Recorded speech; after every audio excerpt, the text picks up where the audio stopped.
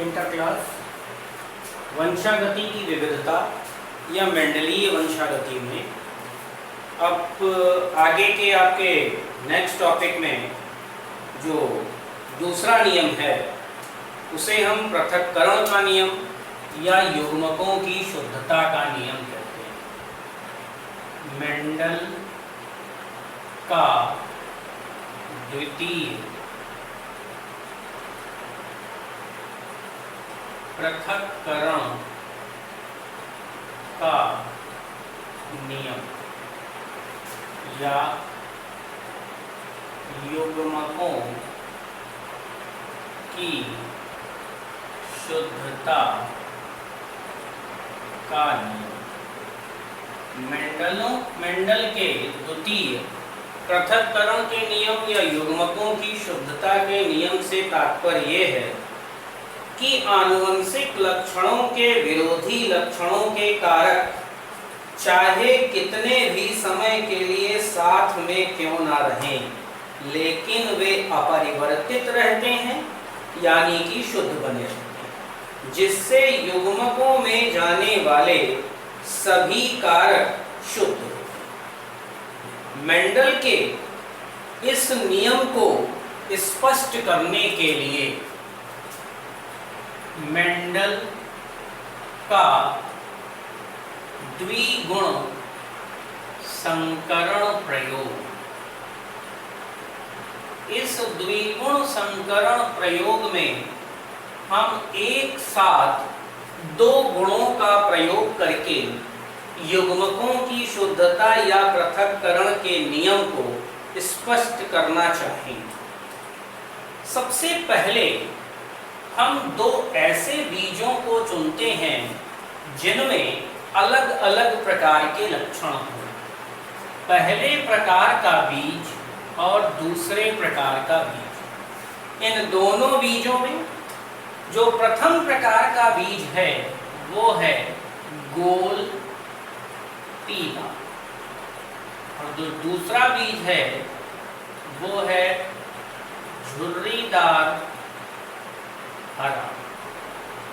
गोल पीले बीज के लिए हम संकेताक्षर लेते हैं कैपिटल R, कैपिटल Y, और इसके लिए लेते हैं स्मॉल r और स्मॉल y। ये युग्मकों को प्रदर्शित करते हैं। गोल लक्षण के लिए कैपिटल R, पीले रंग के लिए कैपिटल Y, झुर्रीदार लक्षण के लिए स्मॉल r और हरे रंग के लिए स्मॉल y। हमें इन्हीं को आगे प्रयोग करना है। तो अपने प्रयोग में हम R R Y Y, small r small y को इस्तेमाल करते हैं। अब इन दो प्रकार के पौधों में आपस में ही संकरण कराया जाता है, मतलब क्रॉस पॉलिनेशन। इस क्रॉस पॉलिनेशन की प्रक्रिया में जो गैमीट्स प्राप्त होते हैं वो किस प्रकार के होते हैं, ध्यान दीजिएगा। ये है capital R, capital Y, capital R और कैपिटल Y। यहाँ से दो एलील्स बनते हैं, small r small y, small r small y। अब इन प्लांट्स में संकरण की प्रक्रिया के पश्चात प्राप्त क्या होता है, देखिएगा।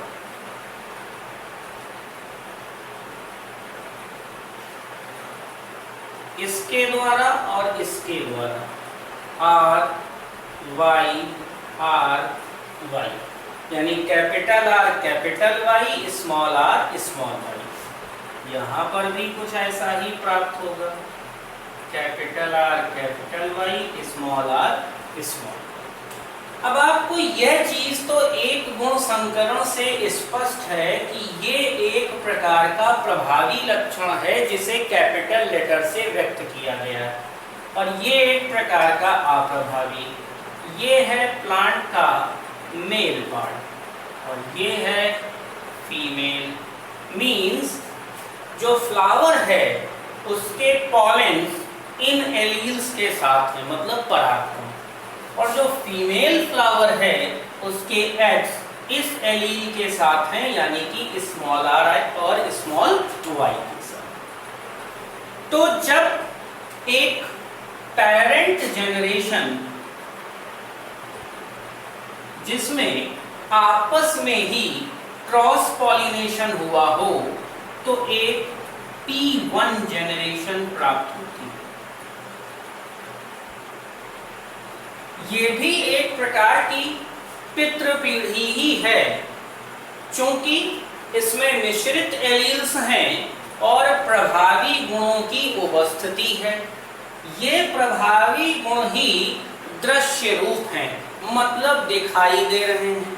जो अप्रभावी भाग है वो अभी भी जीन प्रारूप में है, यानी मौजूद है पर प्रकट नहीं। ठीक है, अब यहां पर इन दोनों के मध्य सेल्फ पॉलिनेशन होने देते हैं, यानी कि स्वपरागण। स्वपरागण की इस प्रक्रिया में जो कुछ प्राप्त होता है उन अवयवों को लिखते हैं। कैपिटल आर कैपिटल वाई एक अवयव है, कैपिटल आर स्मॉल वाई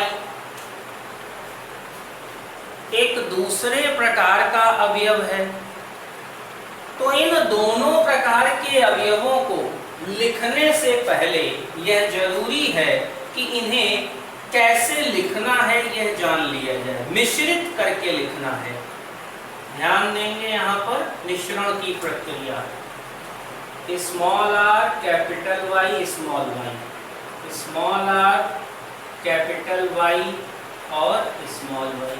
ऐसा इसलिए लिखा गया कि प्रभावी लक्षण भी दिखें और किसी विशेष कारण को प्रकट करने वाले लक्षण भी एक साथ दिखे, ताकि उनकी पहचान हो सके। यहाँ से चार पॉसिबिलिटी हैं।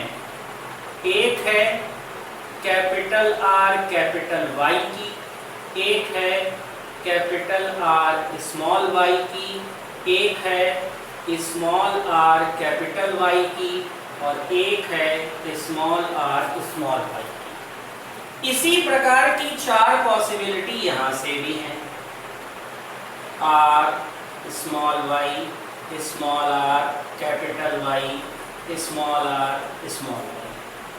अब हम इनको लेकर एक ऐसी टेबल क्रिएट करते हैं जिसे पुनेट्स टेबल कहते हैं, यानी पुनेट की चौखाना विधि। समझ गए पुनेट की चौखाना विधि किस प्रकार की है। अब इसमें इन्हें फिलअप करना है, तो फिलअप करने की यह प्रक्रिया भी आपके लिए उसी प्रकार से है जैसे आप मल्टीप्लाई करते हैं। तो इन्हें मल्टीप्लाई करते जाइए, R R Y Y, R R capital Y small Y, R R Y Y, R R Y Y. बस कैपिटल और स्मॉल का ध्यान रखना है। कैपिटल आर एक स्मॉल वाई, दो कैपिटल आर दो स्मॉल वाई, एक कैपिटल एक स्मॉल, एक कैपिटल एक स्मॉल, एक कैपिटल एक स्मॉल और दो small. Capital R small Y Y Y, capital R small R capital Y small Y, small R capital Y capital Y, small R capital Y small Y. तो इस प्रकार से जब इसको फिलअप करते हो आप, तो आपको जो पूरा प्रारूप है वो पता चल जाता है, मिश्रित प्रकार का प्रारूप। अब मिश्रित प्रारूप बन कैसे रहा है ये ध्यान देने वाला है। सबसे पहले हम उन भागों को निकालते हैं जो इससे और इससे मिलते जुलते हों। तो लिखते हैं R R Y Y R R Y Y small, इनके कितने कितने भाग हैं? एक जिसमें सब कुछ कैपिटल है, एक जिसमें सब कुछ स्मॉल है। इसके अतिरिक्त कुछ मिश्रित लक्षणों वाले भी होंगे जिनका प्रारूप बदला होगा, ठीक है। और बदले प्रारूप वाले पौधों में कौन कौन से पौधे होंगे? कुछ अभी भी शुद्ध होंगे और कुछ ने अपना प्रारूप बदल दिया होगा, जैसे गोल के साथ हरा, एक दिख रहा है आपको। इसके बाद गोल के साथ हरा, दो दिख रहे हैं आपको। प्रभावी कैपिटल लेटर को देखकर इनको निर्धारित किया जा रहा है, ठीक है। गोल के साथ हरा, तीन दिख गए आपको। इसके अतिरिक्त अब आप देखिए जो आपके शुद्ध लक्षणों वाले प्लांट हैं, जिनको हम शुद्ध लक्षण के प्लांट कहते हैं, यानी यह पूरी तरीके से शुद्ध लक्षणों वाले दो प्लांट हैं। इसके बाद आप देखेंगे कि झुर्रीदार लक्षण कहीं कहीं पर पीले के साथ गया होगा, ठीक है। तो झुर्रीदार लक्षण यहाँ पर गया पीले के साथ। इसके अतिरिक्त झुर्रीदार लक्षण यहाँ पर गया पीले के साथ, और झुर्रीदार लक्षण इसके अलावा आपको कहाँ पर दिख रहा है? पीले के साथ। तो झुर्रीदार पीला यहाँ पर भी दिख रहा है आपको। इसके बाद आपको झुर्रीदार पीला लक्षण और कहीं पर दिखता? तो 1 2 3 4 5 6 7 8, ठीक है। तो आपको कुल पौधों में गोल और पीले बीजों की संख्या कितनी मिलेगी? ध्यान दीजिएगा। गोल पीला शुद्ध 1 2 3 4 5 6 7, ठीक है। तो कुल कितने बीज हो गए? 1 2 3 4 5 6 7 8 9, यानी 9 प्रकार के बीजों की उपस्थिति है यहाँ पर गोल पीले। झुर्रीदार हरे के जो लक्षण यहाँ पर मौजूद हैं उनकी संख्या कितनी है? एक तो आपका शुद्ध झुर्रीदार और हरा, ये वाला दिख रहा है। इसके अलावा झुर्रीदार और हरे बीजों की संख्या कितनी है जो आपको दिख रहे हों? या गोल हरे बीजों की संख्या कितनी आपको दिख रही हो? तो मैं आपको स्पष्ट बता दूं कि गोल का मतलब कैपिटल आर है और हरे का मतलब स्मॉल भाई। तो ऐसे गोल हरे बीजों की संख्या है 1 2 3। तो इन बीजों का जो प्रारूप है, ये मिश्रित लक्षण वाला बीज है, तो इनकी संख्या है 3। इसके बाद झुर्रीदार पीले बीजों की संख्या है 3, ठीक है। और शुद्ध झुर्रीदार हरे बीजों की संख्या है 1। तो ये जो पूरा आपने प्रयोग देखा, इनके आधार पर बंटवारा किया गया है, ठीक। तो हम इसमें प्रभावी और अप्रभावी लक्षणों को यहां से देख लें। अब प्रभावी यदि मौजूद है तो उस कैटेगरी को दिखाएगा, अप्रभावी दिखाएगा नहीं। लेकिन जब दो एलील अप्रभावी हो जाएंगे तो उस लक्षण को दिखा देंगे।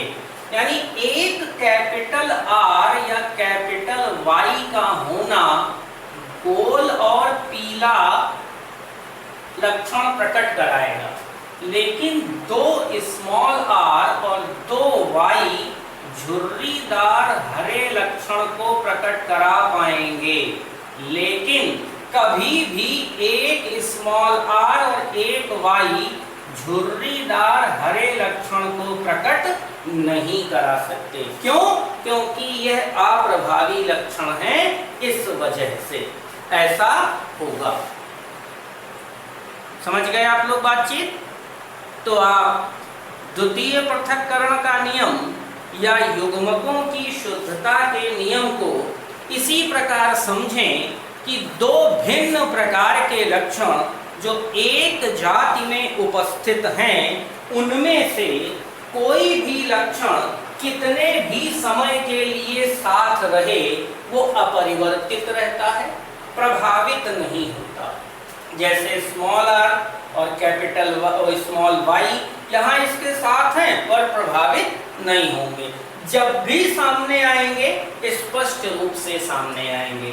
तो द्विगुण संकरण में प्राप्त पौधों का अनुपात 9:3:3:1 होता है, जिसमें 9 पौधे गोल पीले यानी प्रभावी लक्षण वाले, एक पौधा झुर्रीदार हरा यानी कि अप्रभावी लक्षण वाला और 6 पौधे मिश्रित लक्षण वाले होते हैं जिनकी उपस्थिति वहां पर है। ठीक है, तो 3, 3, 1 और 9 यानी 9, 3, 12, 3, 15 और 1, 16। यहाँ पर भी 4 × 4 = 16 खाने ही पुनेट के इस स्क्वायर में मौजूद हैं।